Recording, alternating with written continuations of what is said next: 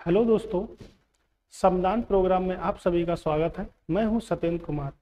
हमने पिछली क्लास में समदान की पढ़ा था कि संविधान सभा की कार्रवाई कैसे हुई, संविधान सभा के बारे में जाना, संविधान सभा की पहली बैठक, दूसरी बैठक और तीसरी बैठक की चर्चा की थी। तीसरी बैठक में पंडित जवाहरलाल नेहरू ने उद्देश्य प्रस्ताव को दिया था। यानी उद्देश्य प्रस्ताव जो दिया गया था वो 13 दिसंबर 1946 को दिया गया था और उसको पारित किया गया था 22 जनवरी 1947 में। तो लास्ट स्टेज तक हमने पढ़ा कि 1947 तक हम पढ़ चुके थे तीसरी बैठक को। और प्रथम बैठक, द्वितीय बैठक हो गई हमारी। हमने भारतीय सरकार अधिनियम 1947 के भी बारे में चर्चा की थी, यानी कि भारतीय स्वतंत्रता अधिनियम 1947 के बारे में भी चर्चा की थी। तो संविधान के हम दो पार्टों को देख चुके हैं। आज हमारा तीसरा पार्ट आपके सामने प्रस्तुत है। इसमें हम पढ़ेंगे कि हमने कब राष्ट्रीय गीत को अपनाया, कब राष्ट्रीय ध्वज को अपनाया और कब हमने अपनाया अपने राष्ट्रीय गान को। यानी कि तीनों के बारे में हम विस्तृत चर्चा इसमें करेंगे। कब पहली बार फहराया गया था, दूसरी बार फहराया गया था, कब हमारा राष्ट्रीय ध्वज को अडॉप्ट कर लिया संविधान सभा ने, कब अडॉप्ट कर लिया राष्ट्रीय गीत को और कब अडॉप्ट कर लिया राष्ट्र गान को। यानी कि तीनों की हम विस्तृत चर्चा करेंगे। तो आज के टॉपिक हमारे तीन ही रहेंगे, राष्ट्रीय ध्वज, राष्ट्रीय गान और राष्ट्रीय गीत पर हम चर्चा पूरी तरह से करेंगे। तो चलिए शुरू करते हैं। आपके सामने संविधान सभा, यानी कि आज हम बात करेंगे राष्ट्रीय ध्वज की। हमारा प्यारा झंडा, यानी कि भारतीय झंडा, जिसको हम कहते हैं राष्ट्रीय ध्वज के नाम से, जिसको हम जानते हैं। तो पहला ही पॉइंट आपके सामने प्रस्तुत है कि 22 जुलाई 1947 को राष्ट्रीय ध्वज को अपनाया गया था। यानी कि संविधान सभा ने क्या करा, ओवरऑल 22 जुलाई 1947 को पूरी तरह से अपना लिया गया था। क्योंकि राष्ट्रीय ध्वज उससे पहले भी कहीं पे फहराया गया था। ये 22 जुलाई 1907 को ही पहली बार फहराया गया था, यानी कि 1947 में ही पहली बार फहराया गया था। तो चलिए समझते हैं राष्ट्रीय ध्वज के बारे में। तो राष्ट्रीय ध्वज जो था वो कई बार बनाया गया था। तो राष्ट्रीय ध्वज को हमने कई बार देखा भी था। सबसे पहले राष्ट्रीय ध्वज देखा गया बंगाल विभाजन के विरोध में। जब हमारा बंगाल विभाजन हुआ तो राष्ट्रीय ध्वज को फहराया गया था। तो राष्ट्रीय ध्वज को आपका 7 अगस्त 1906, तो हम बात करते हैं, आइए डिटेल में बात करते हैं राष्ट्रीय ध्वज की। तो राष्ट्रीय ध्वज जो है वो पहली बार 7 अगस्त 1906 को फहराया गया था। ये जो फहराया गया था वो बंगाल विभाजन के विरोध में फहराया गया था। ये फहराया गया था आपके पारसी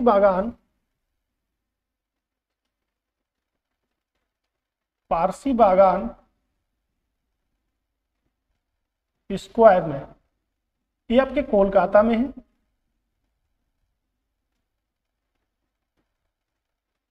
यहां पर इसको फहराया गया था और इसमें 3 क्षैतिज पट्टियां थी। एक थी आपकी लाल रंग की, यानी कि एक आपकी रेड थी, एक आपकी पीले कलर की थी, यानी कि येलो थी आपकी, और एक आपकी ग्रीन थी। यानी कि 36 पट्टियां थी हमारी।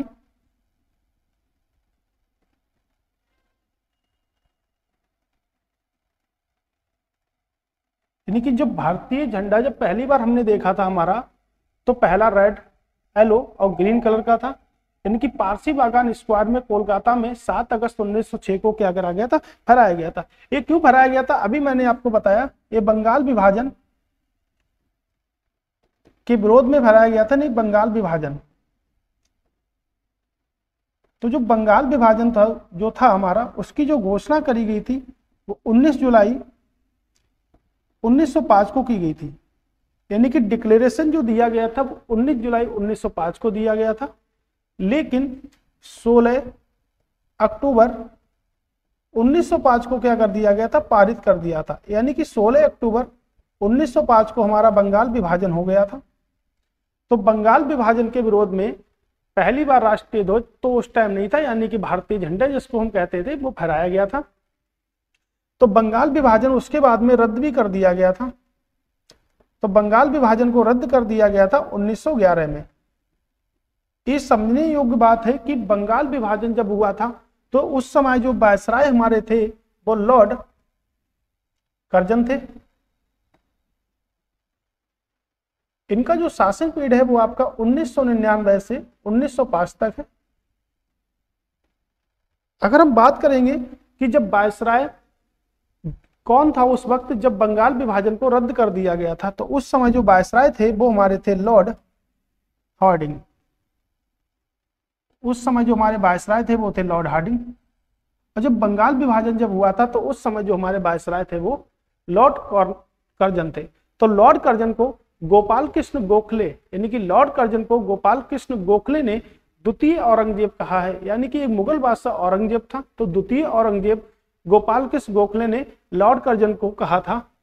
तो लॉर्ड कर्जन को क्यों कहा था? क्योंकि इस वक्त क्या था, हमारा जो 21वां अधिवेशन, यानी कांग्रेस के कुल मिला के आपके 55 अधिवेशन हुए थे। तो जो हमारा 21वां जो अधिवेशन हो रहा था, 21 अधिवेशन जो हो रहा था वो 1905 में हो रहा था। तो 1905 में ये अधिवेशन जो हो रहा था वो आपके बनारस में होता था, और इसकी जो अध्यक्षता करी थी वो करी थी गोपाल कृष्ण गोखले ने। तो इनकी जो अध्यक्षता करी थी वो करी थी गोपाल कृष्ण गोखले ने। तो गोपाल कृष्ण गोखले ने बनारस अधिवेशन 1905 की अध्यक्षता करी थी, जो आपके कांग्रेस का 21वां अधिवेशन था। और इसी अधिवेशन में क्या था, बंग भंग आंदोलन की निंदा भी की गई थी। यानी कि बंगाल में एक आंदोलन था जिसको हम कहते हैं बंग भंग आंदोलन की निंदा भी की गई थी। ये बंग भंग आंदोलन जो था जी आपका 1905 में ही आया था, यानी कि 1905 में बंगाल विभाजन भी हुआ था और बंग भंग आपका आंदोलन भी हुआ था। तो बंग भंग जो आंदोलन था इसके जो संस्थापक थे, अगर हम बात करेंगे बंग भंग आंदोलन के जो संस्थापक थे वो आपके सुरेंद्र नाथ बनर्जी और कृष्ण कुमार मिश्र। तो दो व्यक्ति बंगभंग आंदोलन के संस्थापक थे, और बंगभंग आंदोलन जो था वो 1905 में शुरू किया गया था, और 1905 में ही कांग्रेस का एक अधिवेशन हुआ था जो बनारस में हुआ था। बनारस यानी कि उत्तर प्रदेश में अधिवेशन आपके हुआ था। बनारस को हम 84 घाटों की भूमि के नाम से भी जानते हैं। तो हमने देखा कि पहला जो भारतीय ध्वज जो अपनाया गया था वो 7 अगस्त 1906 को फहराया गया था। संविधान सभा ने जो अडॉप्ट किया था वो 22 जुलाई 1947 को अडॉप्ट किया था। अभी हम पुरानी कहानी को पढ़ रहे हैं। उसके बाद में 22 अगस्त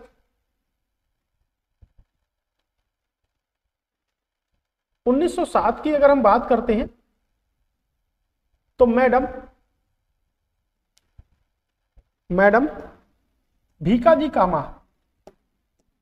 की मैडम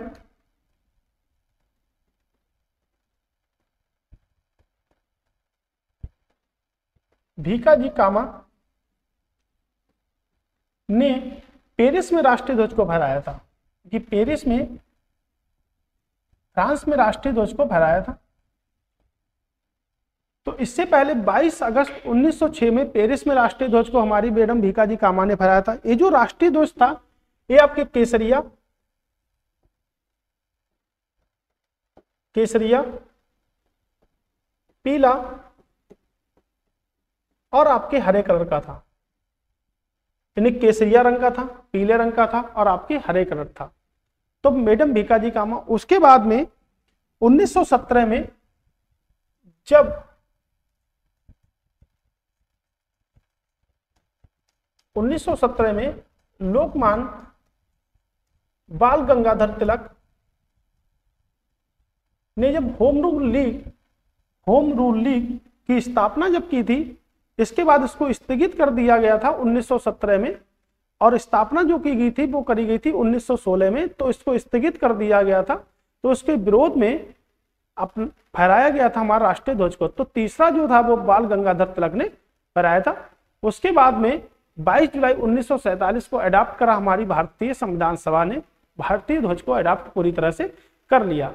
लेकिन अभी भी भारतीय ध्वज जो है हमारा, देखिएगा आप, ऊपर आपका केसरिया कलर है, बीच में आपका व्हाइट कलर है और नीचे आपका ग्रीन कलर है। क्या था इसमें, जो बीच में जो चक्र है उसमें आपकी 24 तीलियां हैं, और उसका जो कलर है वो आपका कैसा है, ब्लू कलर है। तो हम समझते हैं। अब आती है बात 1921 की। अब 1921 में क्या था, एक व्यक्ति थे जिनको हम कहते हैं पिंगली बकैया नायडू, यानी कि पिंगली बंकैया नायडू ने क्या करा 1921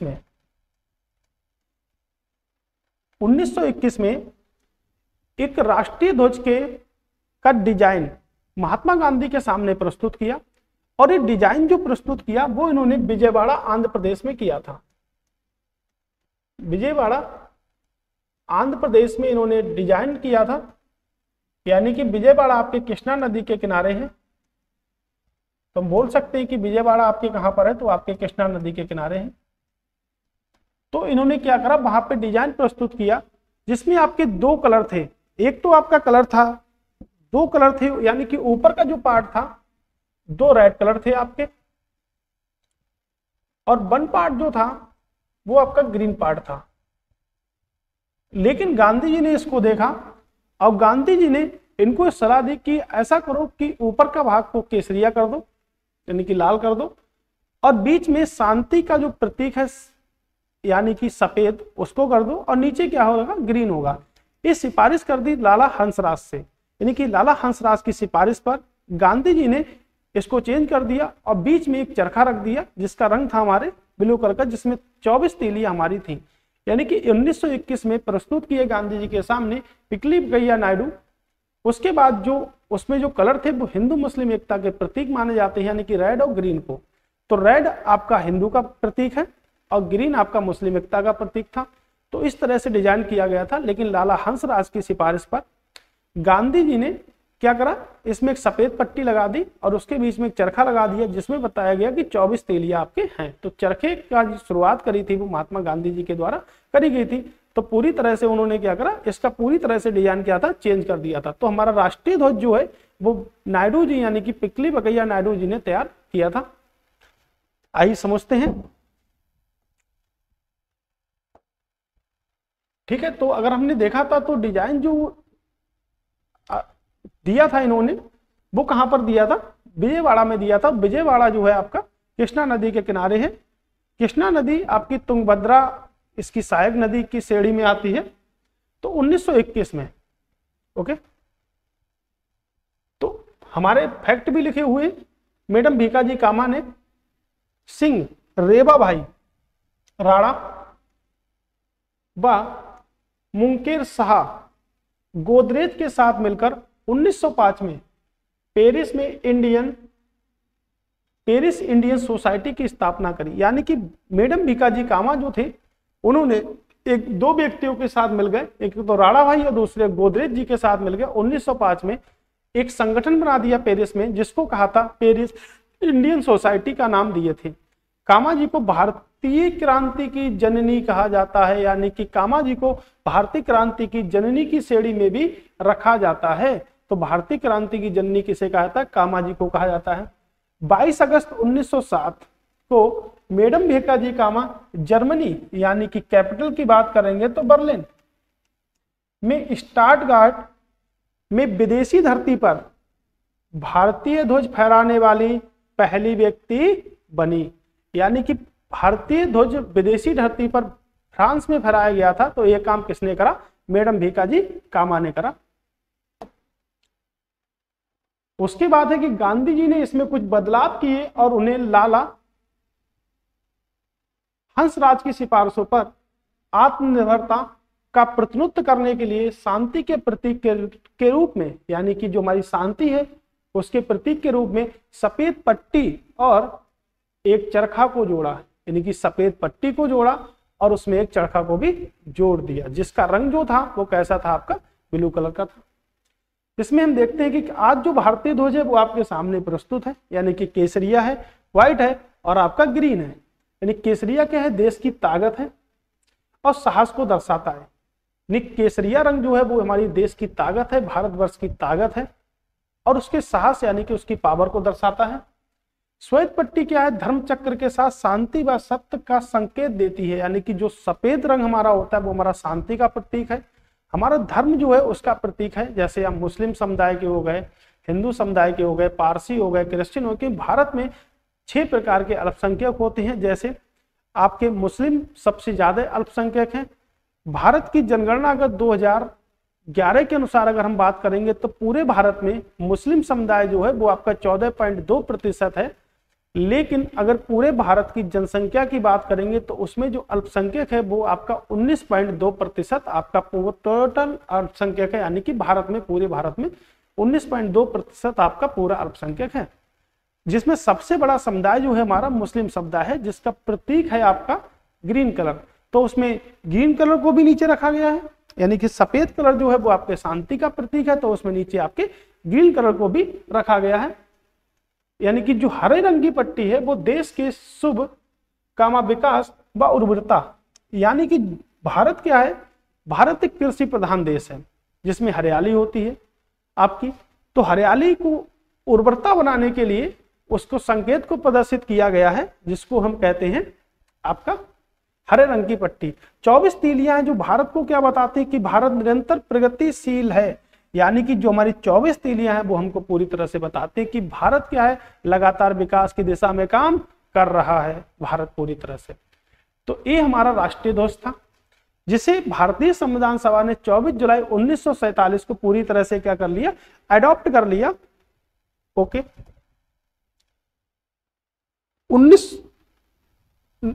1931 में हमारे राष्ट्रीय ध्वज के रूप में तिरंगे झंडे को, यानी कैसा, तिरंगा झंडे को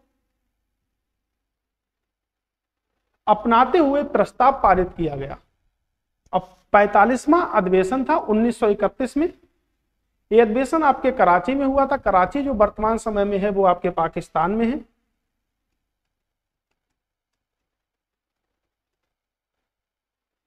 और इसके जो अध्यक्ष थे वो थे सरदार वल्लभ भाई पटेल। सरदार वल्लभ भाई पटेल को पहले वल्लभ भाई पटेल हम कहते थे। इनको सरदार की उपाधि किसने दी और क्यों दी, तो सरदार इनको बारदोली की महिलाओं ने कहा। बारदोली की महिलाओं के द्वारा इनको उपाधि दी गई। बारदोली जो है आपके वो गुजरात में है। क्या था बारदोली की महिलाएं, तो जो बारदोली की जो महिलाएं थी वो क्या थी, कर की कमी कर दी। यानी कि ब्रिटिश हुकूमत ने जो कर था 6% से बढ़ाकर 22% कर दिया। तो इन्होंने फिर से जो कर की सीमा थी वो 6% तक ला दी और इससे महिलाएं खुश हो गई। तो उनको वल्लभ भाई पटेल को वहां से सरदार की उपाधि दे दी। जो बारदोली में जो करों की भुगतान के लिए या उनको कम करने के लिए आमंत्रित किए गए थे गांधी जी को, लेकिन गांधी जी उस समय क्या थे, बिजी थे, क्योंकि आंदोलनों में बिजी थे गांधी जी। तो उन्होंने अपने प्रिय मित्र यानी कि सरदार वल्लभ भाई पटेल को बारदोली भेजा और कहा कि यहाँ के लोगों की समस्याओं को सुने, जिस कारण सरदार वल्लभ भाई पटेल, जो हमारे वल्लभ भाई पटेल थे, उनको क्या मिला, सरदार की उपाधि से सम्मानित किया गया। सरदार वल्लभ भाई पटेल की याद में हम राष्ट्रीय एकता दिवस 31 अक्टूबर को बनाते हैं। तो कराची वर्तमान समय में जो है वो आपके कहां पर है, पाकिस्तान में। तो यहीं से हमने, इसके बाद में हमने अडॉप्ट कर लिया 22 जुलाई 1947 को भारतीय ध्वज को अडॉप्ट कर लिया यहां से। अब आते हैं हम राष्ट्रीय गीत और राष्ट्रीय गान को, यानी 24 जनवरी 1950 को राष्ट्रीय गीत व राष्ट्रीय गान दोनों को अपना लिया गया था। यानी कि राष्ट्रीय गीत और राष्ट्रीय गान की अगर हम बात करेंगे तो दोनों को 24 जनवरी 1950 को अपना लिया गया था। आइए समझते हैं एक एक करके कि राष्ट्रीय गीत हमारा क्या है और राष्ट्रीय गान हमारा क्या है। तो पहले हम बात करते हैं राष्ट्रीय गीत की। बात अगर हम करेंगे तो राष्ट्रीय गीत की अगर हम सबसे पहले बात करेंगे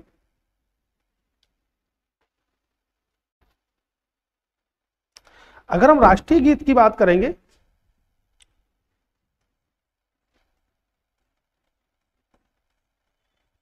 नेशनल सॉन्ग, तो राष्ट्रीय गीत जो है हमारा वो क्या है आपका, वंदे मातरम। वंदे मातरम का शाब्दिक अर्थ होता है कि मैं मां की स्तुति करता हूं, यानी कि मैं मां की स्तुति करता हूं, ये वंदे मातरम का शाब्दिक अर्थ है। तो वंदे मातरम जो है इसको हमें गाने में जो टाइम लगता है वो आपका 1 मिनट 5 सेकंड का टाइम लगता है। यानी कि हम कह सकते हैं हमें जो वंदे मातरम गाने में जो टाइम लगता है वो कितना लगता है आपका 65 सेकंड का हमें समय लगता है वंदे मातरम को गाने में। अगर हम बात करेंगे कि वंदे मातरम जो है वो किसने लिखा, तो बंकिम चंद्र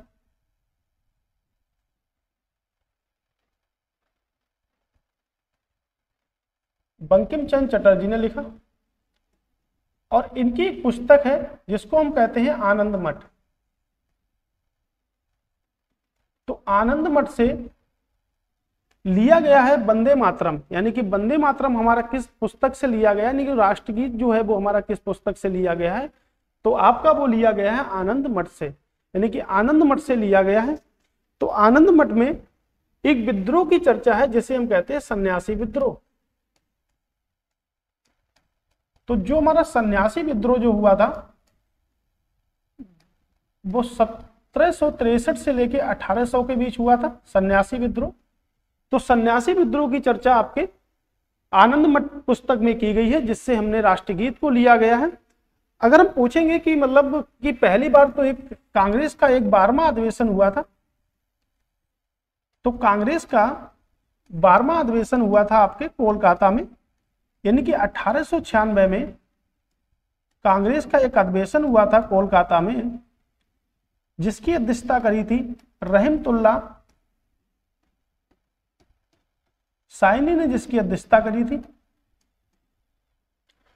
और इसी में क्या था, पहली बार राष्ट्रीय गीत को अपनाया गया था, यानी कि राष्ट्रीय गीत को अगर पहली बार अपनाया गया था तो 1896 में राष्ट्रीय गीत को अपनाया गया था। बंकिम चंद्र चटर्जी की पुस्तक आनंद मठ से हमारा राष्ट्रीय गीत लिया गया है जिसमें चर्चा की गई है आपके सन्यासी विद्रोह की। तो कोलकाता की अगर हम बात करेंगे तो कोलकाता की जो स्थापना करी है वो 1690 में जॉब चारनाक के द्वारा स्थापना की गई है। तो जॉब चारनाक ने कोलकाता की स्थापना की है।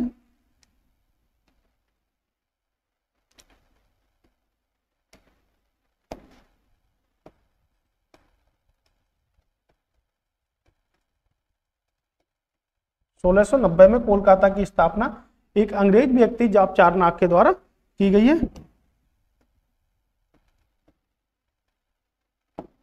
ओके, तो 12वें अधिवेशन में जो भारतीय राष्ट्रीय कांग्रेस यानी आईएनसी के 55 अधिवेशन में जो 12वां अधिवेशन था उसमें रहमतुल्लाह साहनी ने क्या करा, इसकी अध्यक्षता करी थी और इसी में राष्ट्रीय गीत को गाया गया था पहली बार। तो वंदे मातरम में आपके सन्यासी विद्रोह की चर्चा की गई है। आइए समझ लेते हैं सन्यासी विद्रोह को। तो सन्यासी विद्रोह क्या था, तो सन्यासी विद्रोह विदेशी शासन के खिलाफ एक प्रारंभिक युद्ध था और प्रभावित क्षेत्रों में पश्चिम बंगाल में मुर्शिदाबाद और जलपाईगुड़ी में बैकुंठ जंगल शामिल थे, यानी कि जो भी जनजातीय लोग थे उनसे शामिल था आपका सन्यासी विद्रोह, जिसकी चर्चा आनंद मठ पुस्तक में की गई है। बंकिम चंद्र चटर्जी की एक पुस्तक और भी है चौधरी चौधरायन, उसमें भी सन्यासी विद्रोह का थोड़ा लेखा जोखा मिलता है हमारे लिए। और यह विद्रोह साधुओं और फकीरों की धार्मिक स्वतंत्रता यानी कि हमारी जो अंतरात्मा की जो स्वतंत्रता थी उसके चर्चा में था कि हस्तक्षेप पर अधिक केंद्रित था, यानी कि हस्तक्षेप उसका ना हो पाए इसके लिए इसको केंद्रित किया गया था। बंगाल में इसका नेतृत्व धार्मिक संतों ने किया था, यानी कि बंगाल में जो इसका नेतृत्व किया था वो किसने किया था, धार्मिक संतों ने किया था, क्योंकि धार्मिक संस्कृति का हस्तक्षेप ना हो पाए इसलिए सन्यासी विद्रोह आनंद मठ में उल्लेखित है। बात करते हैं कि इसका समर्थन वियोजित सैनिकों या जमींदारों ने भी किया था, यानी कि इसका जो समर्थन था वो वियोजित सैनिक जो थे उनने भी किया था और जो वहां पे जमींदार जो लोग थे उन्होंने भी क्या करा था, ये समझौता किया था कि सन्यासी विद्रोह में हम क्या करेंगे, भागों को लेंगे, तो उन्होंने भी समझौता किया था आपके। उसके बाद क्या था कि 1905 में कार्यकारी की बैठक में राष्ट्रीय गीत को राष्ट्रीय गीत का दर्जा दे दिया गया, यानी कि 1905 में क्या था, जो कांग्रेस का अभी मैंने आपको पढ़ाया गोपाल कृष्ण गोखले जिसके अध्यक्ष थे बनारस अधिवेशन में, उसमें क्या था 1905 में जो राष्ट्रीय गीत था उसको दर्जा प्रदान किया गया और बंगभंग आंदोलन में वंदे मातरम का नारा दिया गया, यानी जो आपका बंगभंग आंदोलन था जिसकी स्थापना 1905 में सुरेंद्र नाथ बनर्जी और कृष्ण कुमार मिश्र के द्वारा की गई थी। उसमें क्या था, वंदे मातरम का क्या करा गया था, नारा दिया गया था। 1882 में वंदे मातरम को बंगाली में लिखा गया और इसका सबसे पहले ट्रांसलेट इंग्लिश में किसने किया, तो वंदे मातरम प्रारंभ में संस्कृत भाषा में लिखा गया था, यानी आनंद मठ की जो पुस्तक थी वो संस्कृत भाषा में, उसमें आपके वंदे मातरम को लिखा गया था और इसका अरविंद घोष ने अंग्रेजी में ट्रांसलेशन किया।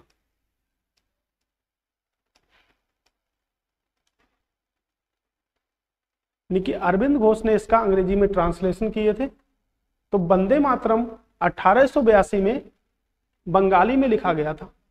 अब वंदे मातरम का जो नारा था वो बंगभंग आंदोलन में दिया गया था। 1905 21वां अधिवेशन, जिसकी अध्यक्षता गोपाल कृष्ण गोखले के द्वारा की गई थी। 24 जनवरी 1950 को भारत के राष्ट्रीय गान के रूप में संविधान सभा में अपने हिंदी संस्करण के रूप में अपनाया गया था, जबकि राष्ट्रीय गान, मूल राष्ट्रीय गान किस भाषा में था, यानी कि मूल राष्ट्रीय गान जो था वो हमारा किस भाषा में था, बंगाली भाषा में था। अब हम समझेंगे कि राष्ट्रीय गान की चर्चा कैसे हुई। राष्ट्रीय गान सबसे पहली बार कहाँ गाया गया था, ओके, तो आइए समझते हैं। जो राष्ट्रीय गान है हमारा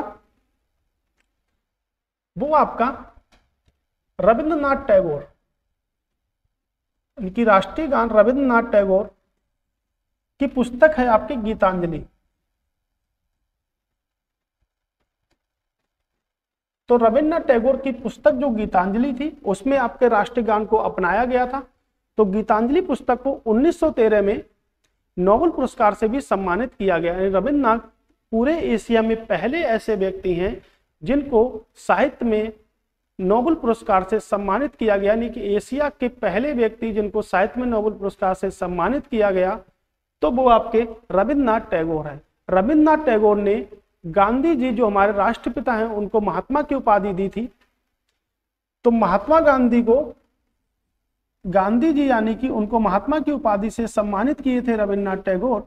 तो महात्मा गांधी ने रविंद्रनाथ टैगोर को जय गुरुदेव की उपाधि से सम्मानित किया था।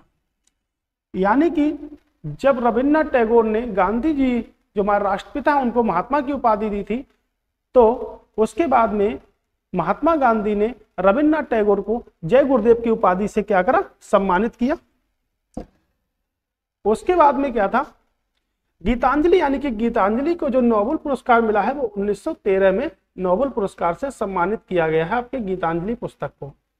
तो पहले भारतीय हैं जिन्हें नोबेल पुरस्कार से सम्मानित किया गया रविंद्रनाथ टैगोर। आए चलते हैं। तो रविंद्रनाथ टैगोर यानी कि एक अधिवेशन हुआ था भारतीय राष्ट्रीय कांग्रेस का, जो अधिवेशन था आपका 26वां।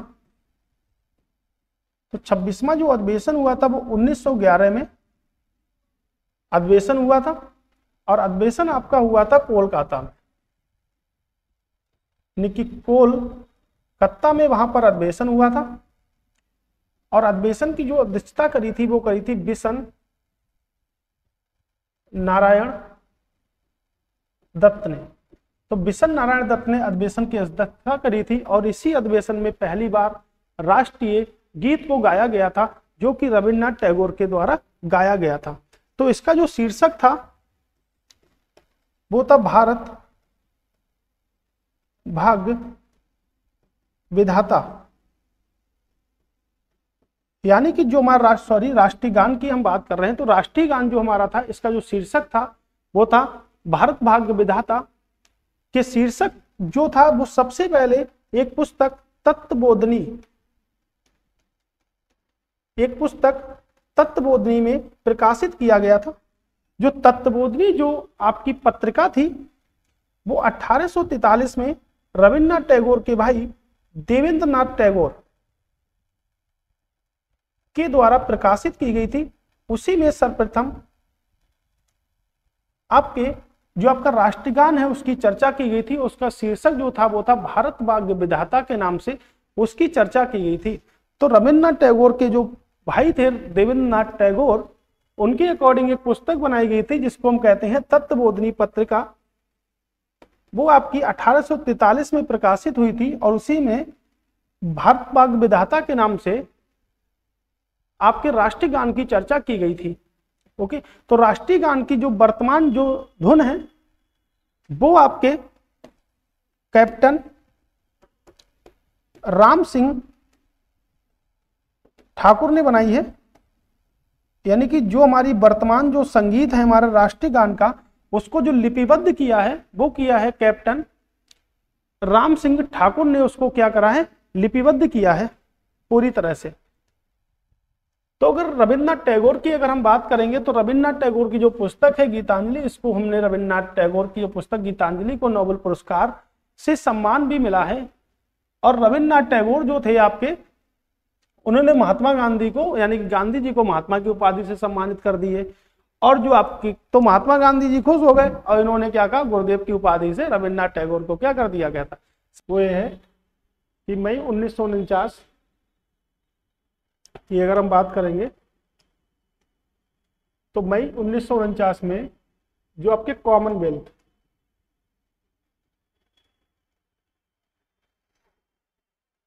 कॉमनवेल्थ में भारत की क्या करा, भारत क्या बन गया, मेंबर बन गया। यानी कि भारत जो था मई 1949 में जो कॉमनवेल्थ का पूरी तरह से क्या बन गया, मेंबर बन गया। भारत में कॉमनवेल्थ गेम भी होते हैं यानी कि राष्ट्रमंडल खेल भी होते हैं।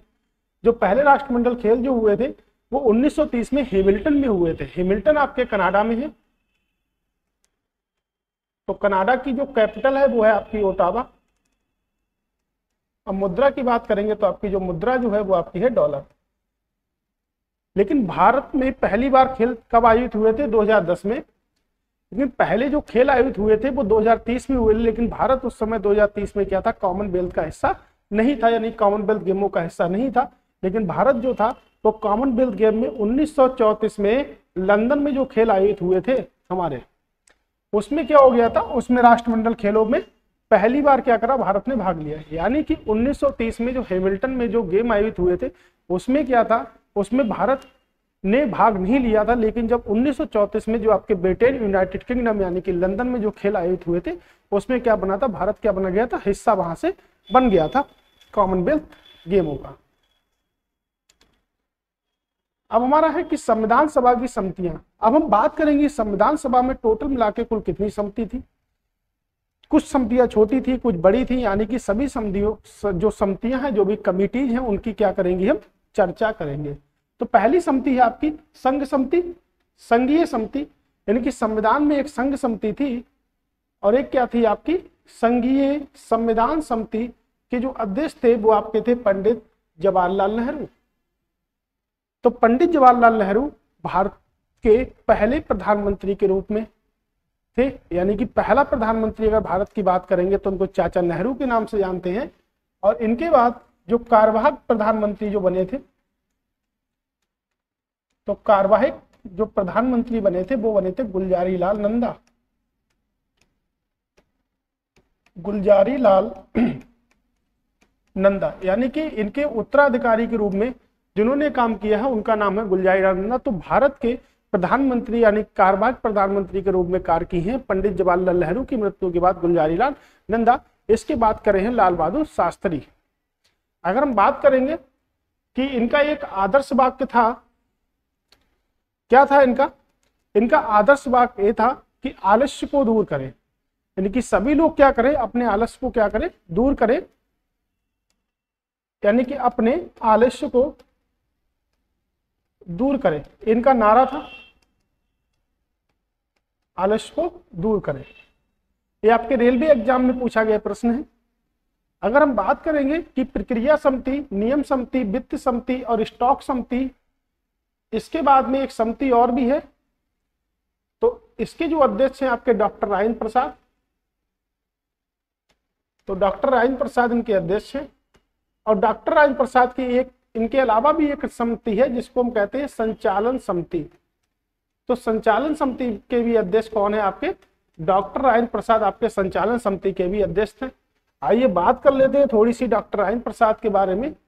तो बात करते हैं डॉक्टर राजेंद्र प्रसाद। तो जो डॉक्टर राजेंद्र प्रसाद जो थे भारत के पहले राष्ट्रपति के रूप में थे, यानी कि 24 जनवरी 1950 में भारत का पहला राष्ट्रपति डॉक्टर राजेंद्र प्रसाद को बनाया गया था। जिन्हें 1962 में भारत रत्न से सम्मानित किया गया था। तो भारत रत्न से सम्मानित किया गया था 1962 में। महात्मा गांधी के कट्टर अनुयायियों में से एक थे, यानी कि बहुत ही ज्यादा महात्मा जी को मानते थे। और अगर बात करेंगे तो महात्मा गांधी के ऊपर कई सारे पुस्तक भी लिखी, जैसे आपकी पुस्तक लिखी है सत्याग्रह चंपारण, इस पुस्तक को लिखा था, यानी कि सत्याग्रह चंपारण पुस्तक को लिखा था। उसके बाद पुस्तक लिखी थी बापू के कदमों में बापू, बापू के कदमों में बापू। उसके बाद यहाँ पे पुस्तक जो लिखी थी भारतीय संस्कृति,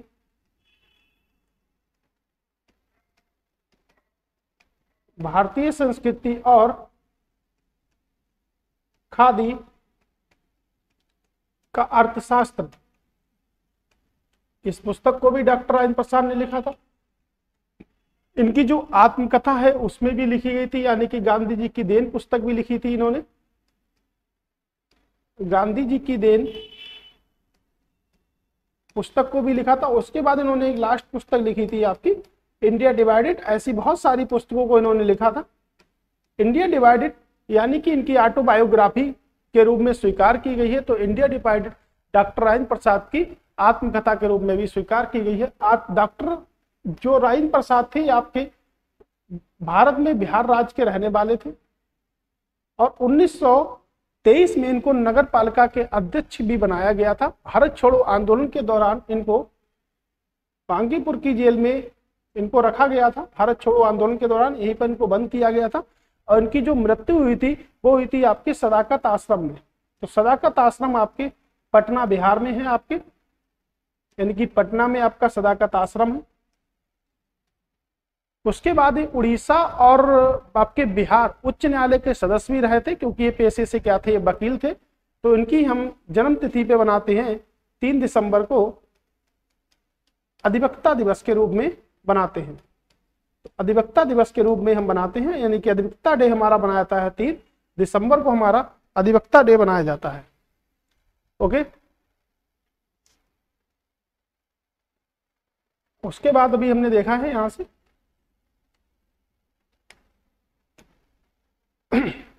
अगर हम और बात करेंगे तो प्रांतीय संविधान समिति की अगर हम बात करेंगे तो प्रांतीय संविधान समिति के जो अध्यक्ष थे वो कौन थे, वो आपके अध्यक्ष थे सरदार वल्लभ भाई पटेल।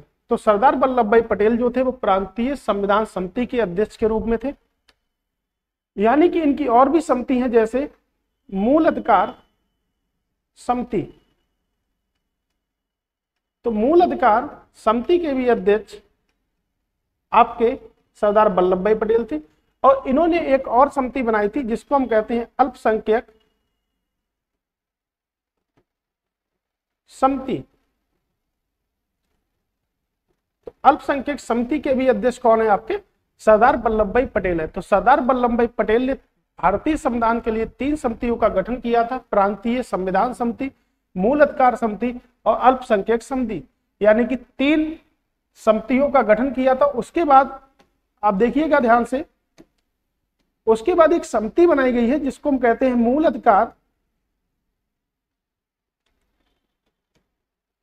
अधिकार उप समिति, और एक समिति बनाई गई है जिसको हम कहते हैं अल्पसंख्यक उप समिति, अल्पसंख्यक उप समिति। यानी कि ये इसकी छोटी थी, यानी कि मूल अधिकार उप समिति जो थी वो सरदार वल्लभ भाई पटेल के द्वारा बनाएगी, अल्पसंख्यक जो समिति थी वो सरदार वल्लभ भाई पटेल के द्वारा बनाएगी। लेकिन अगर हम बात करेंगे कि मूल अधिकार उप समिति का गठन किसके द्वारा किया गया, तो हम कहेंगे जेबी कृपलानी के द्वारा किया गया, जेबी कृपलानी के द्वारा किया गया। लेकिन अगर हम बोलेंगे अल्पसंख्यक उप समिति का गठन किसके द्वारा किया गया, तो एस.सी. मुखर्जी के द्वारा किया गया। तो हमने यहां पे कुल मिला के कई समितियों को देखा है। तो मूल अधिकार उप समिति जो है आपके वो सरदार वल्लभ भाई पटेल से संबंध रखती है। अल्पसंख्यक समिति का गठन किसने किया, सरदार वल्लभ भाई पटेल ने किया। लेकिन अगर बात करेंगे मूल अधिकार उप समिति की तो आपके जेबी कृपलानी, और अल्पसंख्यक उप समिति की बात करेंगे तो एस.सी. मुखर्जी की बात हम करेंगे। उसके बाद आपकी समिति है कि सदन समिति, यानी कि जिसके अध्यक्ष है पट्टाभी सीतारमैया। पट्टाभी सीतारमैया ने हिस्ट्री ऑफ कांग्रेस लिखा, यानी कांग्रेस का इतिहास लिखा था, हिस्ट्री ऑफ कांग्रेस। तो इन्होंने एक पुस्तक लिखी थी जिसको कहा गया कांग्रेस का इतिहास। तो हिस्ट्री ऑफ कांग्रेस के जो लेखक है पट्टाभी सीतारमैया, ये भी गांधी जी के बहुत ही प्रिय मित्र थे। इन्होंने कांग्रेस के लास्ट अधिवेशन की अध्यक्षता करी थी, यानी कि लास्ट अधिवेशन के अध्यक्ष जो थे आपके, वो कौन थे आपके? पट्टाभी सीतारमैया थे। इन्होंने भारतीय संविधान में एक समिति का गठन किया था जिसको उन्होंने कहा सदन समिति। कार्य संचालन समिति की बात करेंगे तो एम.के. मुंशी। अभी मैंने आपको बताया था कि संचालन समिति डॉक्टर राजेंद्र प्रसाद के द्वारा बनाई गई थी, लेकिन कार्य संचालन समिति जो थी वो के.एम. मुंशी के द्वारा बनाई गई थी। इनकी भी भारतीय संविधान में महत्वपूर्ण भूमिका है। संविधान सभा के कार्यों को, जो संविधान सभा के जो कार्य थे उसके गठन के लिए एक समिति बनाई गई जिसकी अध्यक्षता जो करी थी जे.बी. मालवंकर ने करी थी, यानी कि जी.बी. मालवंकर ने इसकी अध्यक्षता करी थी। उसके बाद एक समिति बनाई गई जिसको कहते प्रेस दृढ़ता समिति, उषा नाथ सेन ने इसकी क्या करी थी? अध्यक्षता करी थी। तो कुछ इंपॉर्टेंट हमारी समितियां हैं। तो हिस्ट्री ऑफ कांग्रेस जो पुस्तक लिखी थी वो पट्टाभी सीतारमैया ने लिखी थी। सबसे कंफ्यूजन क्वेश्चन हमारा आता है कि तथार्थ समिति आखिर क्या है। तो तथार्थ समिति के बारे में सबसे ज्यादा कंफ्यूजन क्वेश्चन आपके दिमाग में और पेपरों में चलता है, तो हम इसके बारे में बात करेंगे। तो तथार्थ समिति को हम डिवाइड कर लेंगे 3 पार्टों में। अगर हम बात करते हैं तथार्थ समिति की, और हम कहते हैं तथार्थ झंडा समिति, तथार्थ झंडा समिति यानी कि राष्ट्रीय ध्वज से संबंधित तथार्थ समिति भी हम बोल सकते हैं इसको। राष्ट्रीय ध्वज से संबंधित तथार्थ समिति भी इसको हम बोल सकते हैं। ठीक है। अगर हम बात करेंगे कि सर्वोच्च न्यायालय पर गठित तथार्थ समिति, सर्वोच्च न्यायालय पर गठित तथार्थ समिति, और अगर हम बाद में बोलते हैं कि थर्ड स्टेप यानी कि नागरिकता पर गठित तथार्थ समिति का गठन किसने किया। तो भारतीय संविधान में तथार्थ समिति जो है वो आपकी 3 टाइप्स की हैं, यानी कि राष्ट्रीय ध्वज पर तथार्थ समिति, सर्वोच्च न्यायालय पर गठित तथार्थ समिति, और बात करेंगे तो आपकी नागरिकता यानी कि जो हमारी सिटीजनशिप है उस पर तथार्थ समिति की बात करी जा रही है। तो अगर हम बात करेंगे तो जब राष्ट्रीय झंडा पर जो तथार्थ समिति है वो आपके डॉक्टर राजेंद्र प्रसाद ने इसको गठन किया था। अगर हम बात करेंगे कि सर्वोच्च न्यायालय पर जो आपकी गठित समिति थी उसको किसने करा, तो एस बरदाचारी ने गठित करा, इनकी बरदाचारी ने इसको गठित करा। और अगर हम बात करेंगे कि नागरिकता पर किसने गठित की, तो भी इन्हीं ने गठित करी, यानी कि एस बरदाचारी। आपको बता दें इस संविधान सभा के सदस्यों में से नहीं थे इन्होंने, लेकिन समितियों में क्या करा, योगदान आपको भारतीय संविधान में दिया था। अगला हमारा है कि भाषीय प्रांत आयोग समिति का गठन किया, तो एस के डगार ने किया।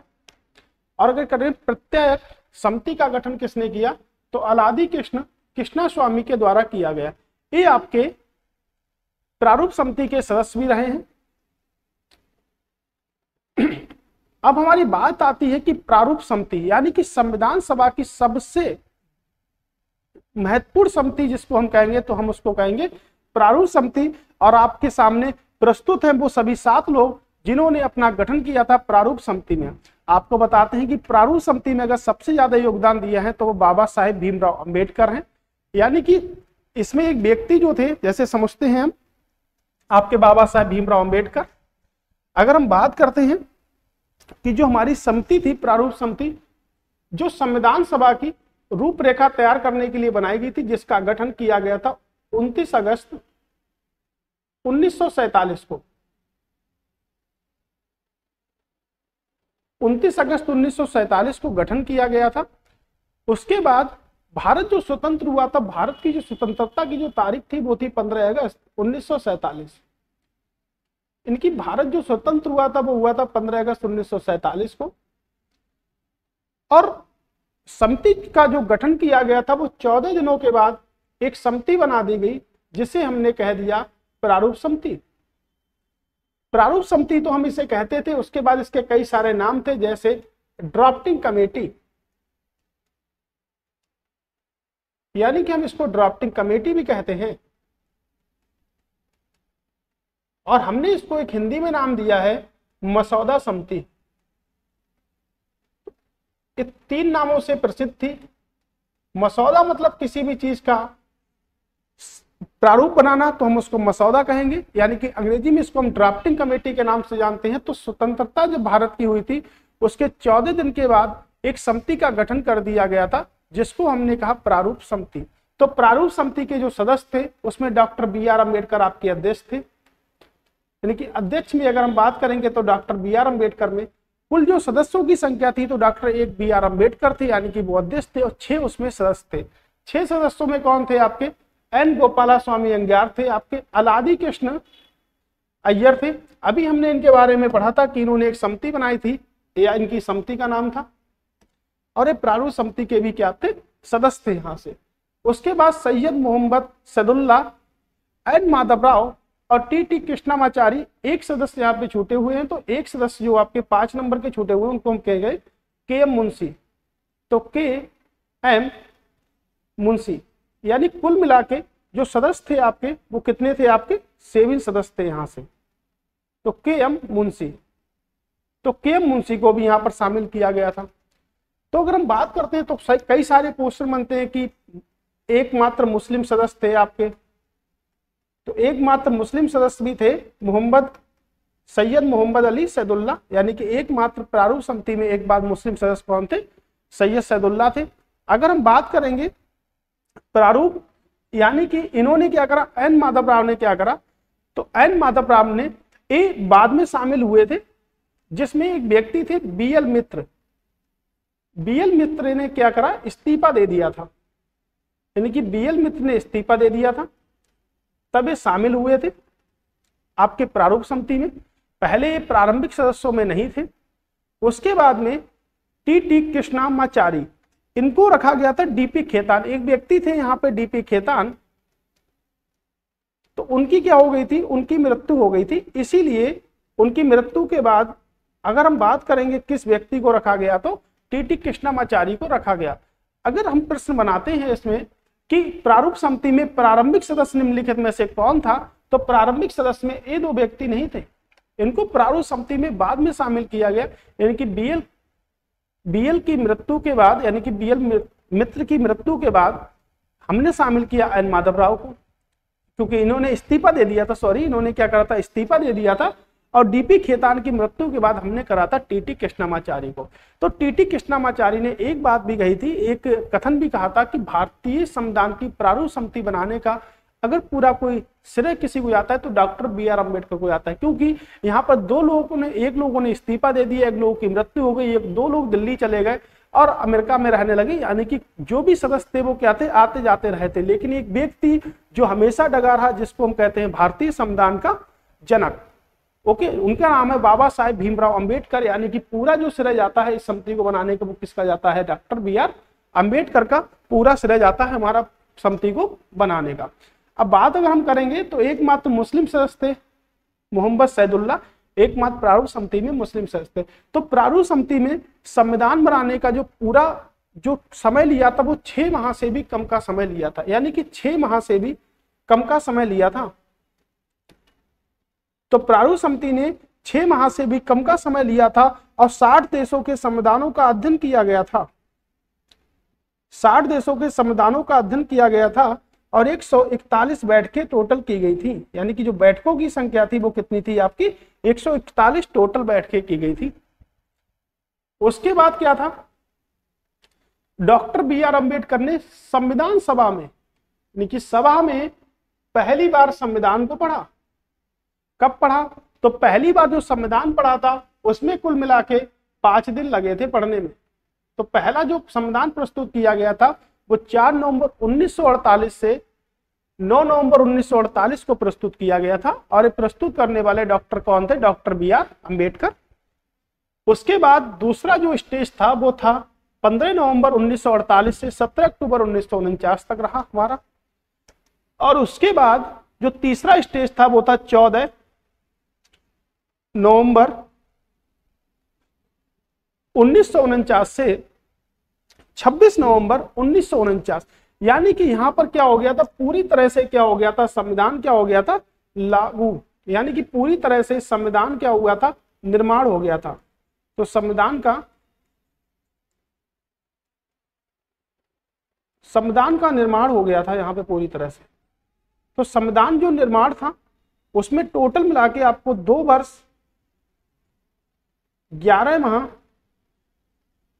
18 दिन का समय लगा। तो जो संविधान का जो निर्माण है, यानी कि संविधान की जो निर्माण की तारीख है वो आपके 26 नवंबर 1949 है, और इसी को हम कहते हैं राष्ट्रीय विधि दिवस। तो 26 नवंबर को हम मनाते हैं राष्ट्रीय विधि दिवस के रूप में। तो राष्ट्रीय विधि डे के रूप में बताते हैं, यानी कि संविधान को कानून के रूप में विधि का दर्जा दिया गया है। तो राष्ट्रीय विधि डे हम मनाते हैं 26 नवंबर को, क्योंकि इसी दिन क्या हुआ था, संविधान बनके तैयार हुआ था। हमने पिछली क्लास में पढ़ा था कि जब संविधान का जब भारत और पाकिस्तान का जब विभाजन हो गया था, तो विभाजन के बाद जो सदस्यों की जो कुल संख्या थी वो आपकी थी 299। विभाजन से पहले जो सदस्यों की जो संख्या थी वो 389 टोटल सदस्य थे। तो विभाजन के बाद 90 सदस्य क्या हो गए, आपके कम हो गए। तो जब संविधान बनकर तैयार हुआ 26 नवंबर 1949 को, तो ना तो उसमें 389 सदस्य थे क्योंकि विभाजन हो चुका था, विभाजन के बाद 299 सदस्य बचे थे। लेकिन जब संविधान बनकर तैयार हुआ तो वहां पे उपस्थित थे कुल 284 सदस्य। यानी कि टोटल कितने सदस्य उपस्थित थे, तो कुल मिला के 284 सदस्य जो थे वो क्या थे, उपस्थित थे वहां पर। तो 284 सदस्यों में सिग्नेचर करने के लिए कहा गया, तो पहला सिग्नेचर बलवंत राय मेहता के द्वारा किया गया। बलवंत राय मेहता के द्वारा पहला सिग्नेचर किया गया, जो आपके राजस्थान से थे। पूछ सकते हैं उस व्यक्ति का नाम बताओ जिसने संविधान सभा ने सबसे पहले सिग्नेचर करा। जो राजस्थान से कैंडिडेट थे तो बलवंत राय मेहता। दूसरे जो व्यक्ति थे सिग्नेचर करने वाले, उन व्यक्ति में जब नाम हमारा आता है वो पंडित जवाहरलाल नेहरू का आता है। पंडित जवाहरलाल नेहरू का आता है, इलाहाबाद यानी कि उत्तर प्रदेश से थे। उसके बाद अगर हम बात करेंगे कि अंतिम कौन व्यक्ति था, तो जो अंतिम जो व्यक्ति थे वो डॉक्टर राजेंद्र प्रसाद थे। यानी कि अंतिम सिग्नेचर करने वाले जो व्यक्ति थे वो कौन थे, डॉक्टर राजेंद्र प्रसाद थे। अंतिम व्यक्ति डॉक्टर राजेंद्र प्रसाद थे। अगर हम बात करेंगे टोटल कितनी महिलाओं ने भाग लिया था भारतीय संविधान में, तो कुल मिलाकर जो महिलाओं की संख्या थी वो कितनी थी आपकी, टोटल मिलाकर 15 महिलाओं ने संविधान सभा में क्या करा था, भाग लिया था। यानी कि टोटल जो संविधान सभा में भाग लेने वाली जो महिला थी, तो पहली महिला जो सिग्नेचर करने वाली थी वो आपकी थी लीला राय। लीला राय आपके संविधान सभा में सिग्नेचर करने वाली पहली महिला थी। यानी कि कुल 15 महिलाओं ने भाग लिया था, तो 15 महिलाओं में जो आपकी संविधान सभा में शामिल होने वाली पहली महिला थी वो आपकी लीला राय थी। यानी कि लीला राय आपके असम से हैं, और डॉक्टर राजेंद्र प्रसाद अभी हमने पढ़े थे यानी कि बिहार से। तो स्पष्ट है हमें कि संविधान सभा पे सिग्नेचर करने की प्रक्रिया में जो सदस्य शामिल थे तो 284 सदस्यों ने वहां पर सिग्नेचर करे थे, जिसमें पहला बलवंत राय मेहता, दूसरा पंडित जवाहरलाल नेहरू ने, और पहली महिला जिन्होंने सिग्नेचर किए थे उनका नाम था हमारा लीला राय। की बात करेंगे तो असम से थी आपके, और अंतिम सिग्नेचर अगर किसी व्यक्ति ने करे थे तो वो डॉक्टर राजेंद्र प्रसाद थे। 24 जनवरी 1950 को इन्हीं व्यक्ति को यानी कि डॉक्टर राजेंद्र प्रसाद को चुना गया, भारत के पहले राष्ट्रपति के रूप में चुना गया था डॉक्टर राजेंद्र प्रसाद को। जब संविधान 26 नवंबर 1949 को बनके तैयार हुआ था तो कुछ अनुच्छेद थे आपके, यानी कि ए अनुच्छेद 5, 6, 7, 8, 60, 324, 366, ये सभी जितने भी अनुच्छेद आपके दिख रहे हैं स्क्रीन पर, ये सभी अनुच्छेद क्या कर गए थे, स्वतः लागू हो गए थे। जैसे निर्वाचन आयोग आपका हो गया, आपकी सिटीजनशिप हो गई, ऑटोमेटिकल क्या हुए थे, लागू हो गए थे। हम सभी के बारे में डिस्कशन करेंगे, इनके अनुच्छेदों का जो टॉपिक होगा हमारा वो भी रहेगा। तो 26 जनवरी 1950 को क्या कर दिया गया था, संविधान लागू कर दिया गया था। इसी दिन गणतंत्र दिवस बनाया गया था, यानी कि रिपब्लिक 1950, 26 जनवरी 1950 को हमने जो संविधान जो लागू किया था उसको हमने बनाया था किस रूप में, तो गणतंत्र दिवस के रूप में। ऐसा क्यों करा कि 26 जनवरी को क्यों लिया, तो 1929 में एक लाहौर अधिवेशन हुआ था पाकिस्तान में। तो वर्तमान समय में लाहौर जो है आपके कहां पर है, पाकिस्तान में है। तो उसमें जो अध्यक्षता करी थी, क्या करी थी, पंडित जवाहरलाल नेहरू ने करी थी, हमारे प्रधानमंत्री, और पूर्ण राजस्व का प्रस्ताव पारित किया गया था। 1930 में कोई अधिवेशन नहीं हुआ था। 1931 में कराची अधिवेशन हुआ था, जिसे 45वां अधिवेशन कहते हैं, जिसकी जो अध्यक्षता करी थी वो सरदार वल्लभ भाई पटेल ने की थी, जिसमें मौलिक अधिकारों को स्वीकार किया गया था। अधिवेशन जो हुआ था वो आपके कराची में हुआ था। तो इसी दिन हमने चुना, यानी कि 1930 की बात अगर हम करेंगे तो पूर्ण राजस्व की मांग। भारत संविधान के लागू होने के बाद स्वतंत्रता अधिनियम 1947 और भारत सरकार अधिनियम 1935 को पूरी तरह से क्या कर दिया गया, समाप्त कर दिया गया।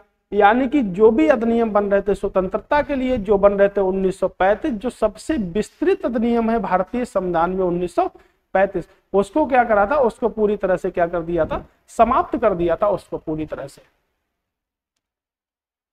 उसके बाद आता है कि भारतीय संविधान में 15 महिलाओं ने हिस्सा लिया था।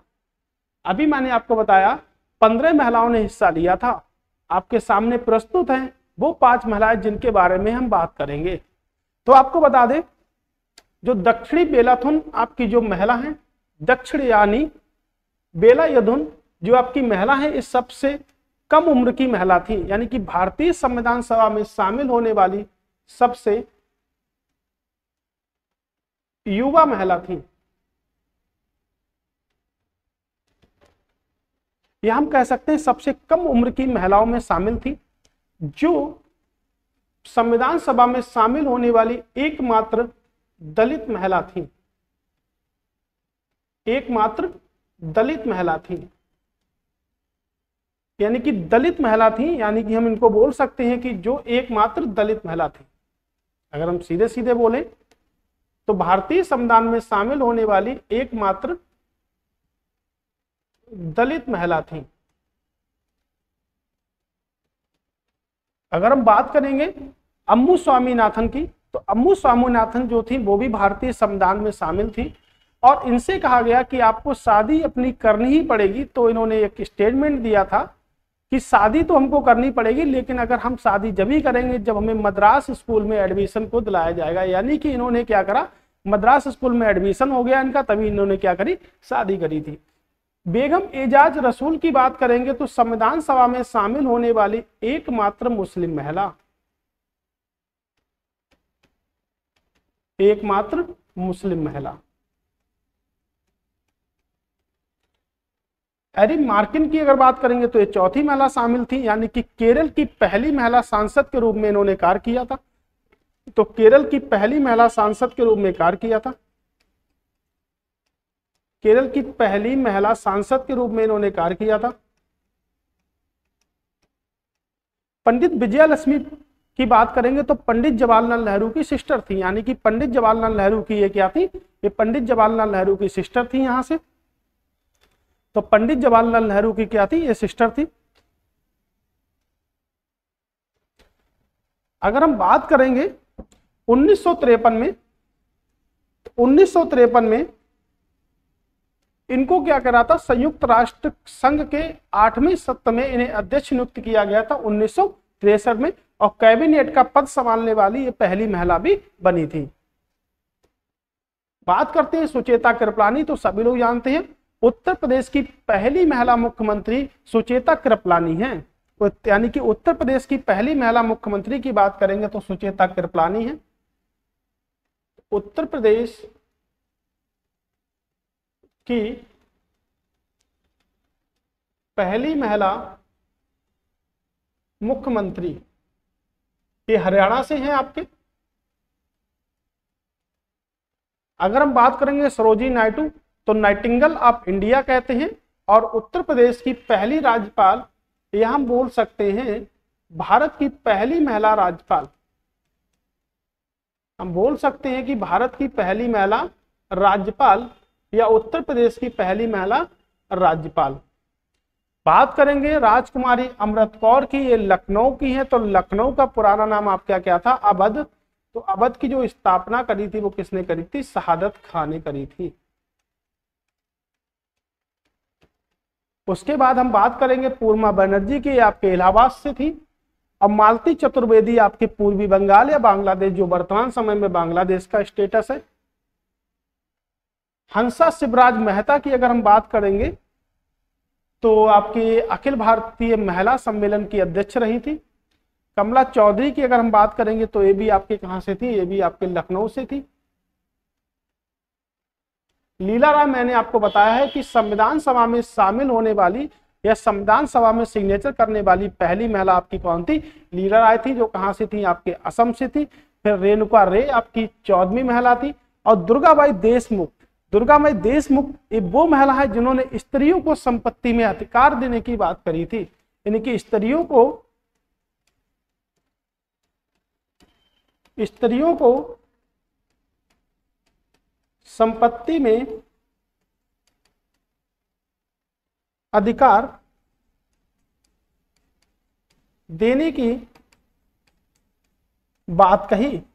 यानी कि ये भी कॉन्सेप्ट बन सकता है कि स्त्रियों को संपत्ति में अधिकार दिलाने के लिए विशेष प्रयत्न करे, जिनका नाम है आपका दुर्गाबाई देशमुख। ये आपके आंध्र प्रदेश की रहने वाली थी। यानी कि हमने देखा कि टोटल मिला के जो भारतीय संविधान सभा जो हमारी थी, इसमें हमने 15 महिलाओं को देखा है। तो 15 महिलाओं में लीला राय आपके संविधान सभा में सिग्नेचर करने वाली पहली महिला थी। हमने देखा कि दलित महिला कौन शामिल थी? तो दक्षायणी बेला यूथुन, ये दलित महिला थी आपकी। मुस्लिम महिला की अगर हम बात करेंगे तो बेगम इजाज रसूल आपकी मुस्लिम महिला थी। और पंडित विजयलक्ष्मी पंडित की बात करेंगे तो 8वें सत्र में संयुक्त राष्ट्र महासभा की अध्यक्ष बनी थी, और जो पंडित जवाहरलाल नेहरू की क्या थी? सिस्टर थी। सरोजिनी नायडू को हमने देखा, सुचेता कृपलानी को देखा, यानी कि सभी महिलाओं को हमने देखा, जितनी भी आपकी 15 महिलाएं भारतीय संविधान में क्या थी? शामिल थी। अब हम बात करेंगे कि संविधान सभा का उपाध्यक्ष किसे नियुक्त किया गया। तो संविधान सभा के अगर हम उपाध्यक्ष की बात करेंगे तो एस.सी. मुखर्जी,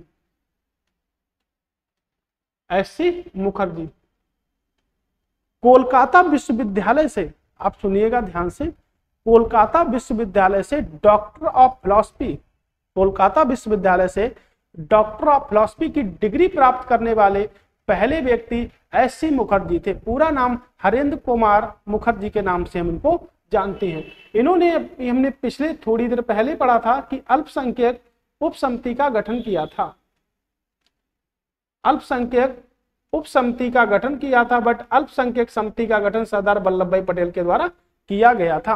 तो अल्पसंख्यक उप समिति का गठन किया गया था। तीसरे फैक्ट की अगर हम बात करेंगे तो पश्चिम बंगाल के पहले राज्यपाल थे। यानी कि एस.सी. मुखर्जी की बात करेंगे तो पश्चिम बंगाल के, पश्चिमी बंगाल के या पश्चिम बंगाल यानी कि वेस्ट बंगाल के पहले राज्यपाल थे हमारे। उसके बाद अगर हम बात करेंगे पश्चिम बंगाल के पहले मुख्यमंत्री कौन थे, तो पश्चिम बंगाल के पहले मुख्यमंत्री थे आपके प्रफुल्ल चंद्र घोष। पश्चिम बंगाल के पहले मुख्यमंत्री थे आपके। ओके, तो हमने देखा कि संविधान सभा का उपाध्यक्ष किसे नियुक्त किया गया था? एस.सी. मुखर्जी को। हमने पिछली वीडियो में देखा कि संविधान सभा का स्थायी अध्यक्ष किसको बनाया गया? डॉक्टर राजेंद्र प्रसाद को बनाया गया था। और संविधान सभा का अस्थायी अध्यक्ष किसे बनाया गया? तो सच्चिदानंद सिन्हा को संविधान सभा का स्थायी अध्यक्ष बनाया गया था। संविधान सभा का कानूनी सलाहकार किसे नियुक्त किया गया था? कानूनी सलाहकार नियुक्त किया गया था बी.एन. रॉय को। यानी कि बी.एन. रॉय को संविधान सभा का कानूनी सलाहकार नियुक्त किया गया था। तो बी.एन. रॉय संविधान सभा के कानूनी सलाहकार थे। बी.एन. रॉय, इनकी बेनीगल नरसिम्हा राय इनका पूरा नाम था। तो बी.एन. राय व सच्चिदानंद सिन्हा के द्वारा संविधान का प्रथम प्रारूप तैयार किया। वेरी मोस्ट इंपॉर्टेंट है कि संविधान का प्रथम प्रारूप किसने तैयार करा था? तो बी.एन. रॉय और सच्चिदानंद सिन्हा जो आपके बिहार से थे, उन्होंने क्या करा? मिलकर संविधान सभा का प्रारूप तैयार किया था। हम बात करते हैं कि संविधान यानी कानूनी सलाहकार भी बोल सकते हैं, विधिक सलाहकार भी बोल सकते हैं और संवैधानिक सलाहकार भी इनको हम बोल सकते हैं। ये व्यक्ति आपके कौन थे? ये आपके बी.एन. रॉय थे। ठीक है, तो बी.एन. रॉय जो थे वो आपके मंगलौर से थे, ना कि एक गलत लिखा हुआ है, मंगलौर से थे। सच्चानंद सिन्हा के द्वारा भारतीय संविधान सभा का प्रथम प्रारूप तैयार किया गया, यानी कि दो व्यक्तियों ने मिलकर क्या करा? भारतीय संविधान सभा का प्रारूप तैयार करा। इसके लिए कमेटी बनाई गई जिसको कहा गया क्या? प्रारूप समिति। लेकिन प्रारूप समिति के दोनों लोग सदस्य नहीं थे वहां पे। प्रेम बिहारी नारायण रायजादा भारतीय संविधान का अगर सुलेखक या कैलीग्राफर, भारतीय संविधान का जनक तो हम डॉक्टर बी.आर. अम्बेडकर को कहते हैं, लेकिन अगर हम बात करेंगे कि भारतीय संविधान का लेखक कौन है, यानी कैलीग्राफर कौन है या सुलेखक कौन है, तो भारतीय संविधान के प्रथम क्या थे? सुलेखक थे। तो प्रेम बिहारी नारायण से पूछा गया था कि भारतीय संविधान लिखने के लिए आप क्या क्या मांग करेंगे, तो उन्होंने कहा कि मेरा हर पृष्ठ पे मेरी एक ही मांग है कि मेरा हर पृष्ठ पर नाम होना चाहिए और मेरे लास्ट जो पृष्ठ है संविधान सभा का उसका क्या होना चाहिए? उस पर मेरे दादाजी का नाम भी होना चाहिए। इनके दादाजी का नाम था राम प्रसाद। तो प्रेम बिहारी नारायण ने संविधान को लिखा है, यानी कि लेखक के रूप में कार्य किए हैं, जिनको हम कहते हैं कैलीग्राफर। कैलीग्राफर कहते हैं हम इनको। बात करेंगे कि मूल संविधान जो है वो इटैलिक शैली में लिखा हुआ है। मोस्ट इंपॉर्टेंट प्रश्न है कि मूल संविधान किस शैली में लिखा है, तो इटैलिक शैली में हस्तलिखित किया गया है।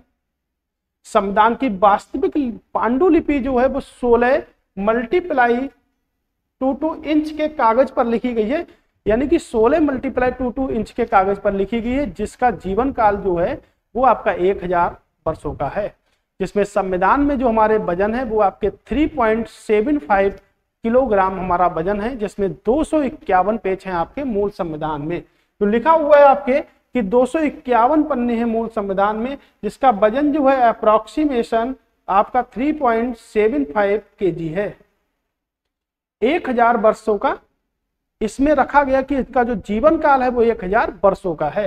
तो भारतीय संविधान जो बनकर तैयार हुआ था वो 26 नवंबर 1949 को भारतीय संविधान बनकर तैयार हुआ गया था। इसे लागू किया गया था 26 जनवरी 1950 को, और इसी दिन हमने बनाया था गणतंत्र दिवस। ओके, उसके बाद में है कैलीग्राफी ने, यानी कि जो कैलीग्राफर था उसने कौन कौन सी निब का प्रयोग करा, तो 303 और 432 नंबर की निब का प्रयोग करा। यानी कि जो पेन जो प्रयोग करे थे, पहले हमारे इंक वाले पेन चलते तो उन्हीं से लिखा गया है, तो उसमें जो निब लगाई गई थी वो 303 और 432 से लगाई गई है। एच.बी. अंगयार को भारतीय संविधान सभा का सचिव नियुक्त किया गया है। मोस्ट इंपॉर्टेंट पॉइंट है ये भी। एलन मुखर्जी को संविधान सभा का मुख्य चीफ ड्राफ्टिंग मैन नियुक्त किया गया है, यानी कि एलन जी मुखर्जी को चीफ ड्राफ्टिंग मैन के पद पर नियुक्त किया गया था। मूल प्रस्तावना को प्रेम बिहारी नारायण रायजादा के द्वारा लिखा गया था, हस्तलिखित किया गया है, लेकिन राम मनोहर जो सिन्हा थे उन्होंने क्या करा, इसको अलंकृत किया, यानी कि ज्यामितीय में करा, इसको सौंदर्यीकरण दिया था। यानी कि अलंकृत किसने किया था, तो राम मनोहर सिन्हा ने इसको क्या करा था, अलंकृत किया था। जो मूल संस्करण का सौंदर्यीकरण सजावट शांति निकेतन के कलाकारों ने किया, यानी कि जो उसका मूल संस्करण है उसको जो डिजाइन जो ब्यूटीफुल बनाया वो किसने बनाया, शांति निकेतन के कलाकारों ने बनाया, जिसे मदन लाल बोस और बृहद राम मनोहर सिन्हा भी शामिल थे। यानी कि अगर हम बात करेंगे कि कौन कौन शामिल था, तो ये सभी व्यक्ति जो आपके सामने प्रस्तुत हैं स्क्रीन पे, यानी कि राम मनोहर सिंह, यानी कि मंदलाल बोस, और अलंकृत करने में लिखने का जो प्रमुख काम किए थे वो प्रेम बिहारी नारायण किए थे। सौंदर्यीकरण का जो काम किए थे राम मनोहर सिन्हा के द्वारा किया गया था।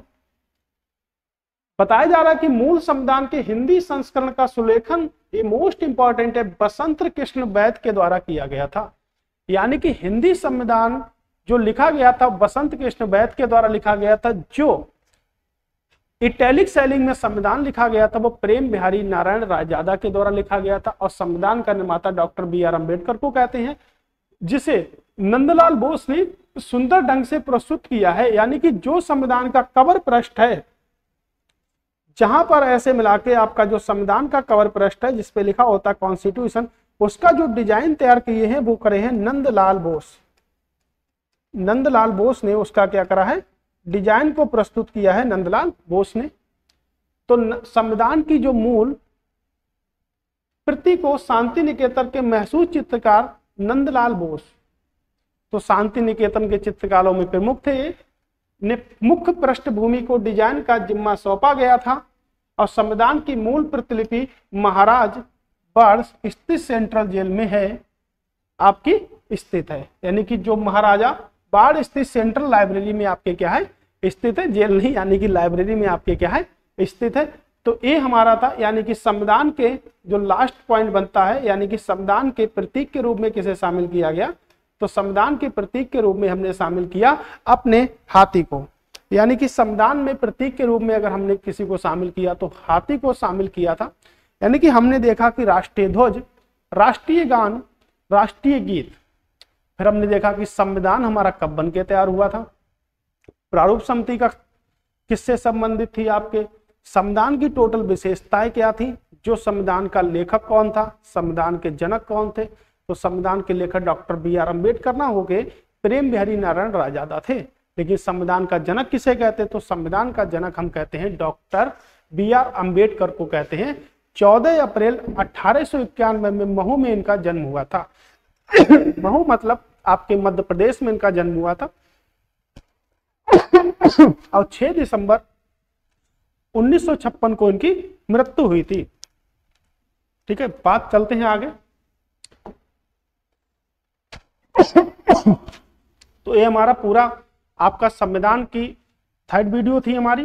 4th वीडियो आपको जल्दी मिलेगी, तो तब तक के लिए धन्यवाद, शुक्रिया। अब मिलते हैं नेक्स्ट क्लास में आप सभी लोगों के साथ में, फिर से लाइव क्लास हमारी रहेगी फिर से के सामने। तब तक के लिए नमस्कार सभी। आप हमारे जीके बाय सत्येंद्र चैनल को आप क्या कर लें, सब्सक्राइब कर लें और आप बताएं कि कमेंट्स बॉक्स में आपको वीडियो कैसी लगी, जिससे क्या होगा हम नेक्स्ट वीडियो भी आपके लिए डाल पाएंगे। तब तक के लिए धन्यवाद, आपसे मिलते हैं नेक्स्ट वीडियो में।